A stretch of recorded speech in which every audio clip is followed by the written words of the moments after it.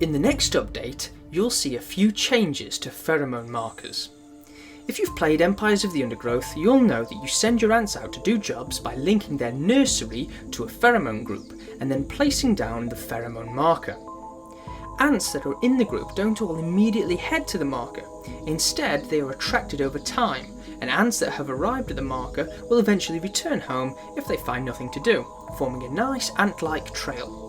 This method of trail formation has been the source of confusion and frustration for a number of players since the game's original release. We've tweaked it at least a dozen times since then, and since the latest change is quite significant, we thought it was worth showing you how things have progressed. Previously, when placing a marker, ants would be attracted to it at a high rate to start with, slowing over time to a trickle. This had the effect of getting a good number, say 50% of your group, to the marker as fast as possible, with the rest waiting to form a trail. A big issue with this is that a team of ants are left waiting to leave the nest entrance, and this can be quite infuriating if you have frontline ants in battle and you need to send reinforcements as quickly as possible.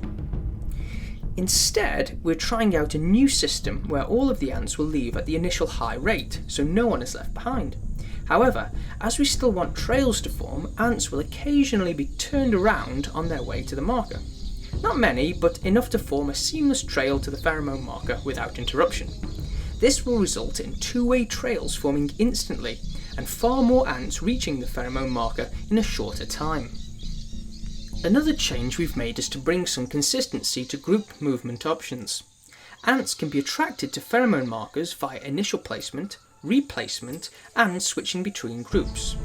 They can also be sent home in a number of different ways, either by placing the marker near the queen, deleting the marker, or moving the ants into a dormant group or home group.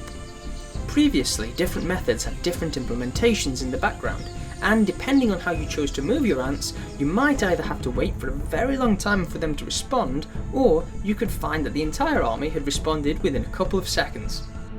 We're sorry if some of you managed to figure out the unintended intricacies of the system and learn to use them to your benefit, but we've now made a big attempt to phase them out.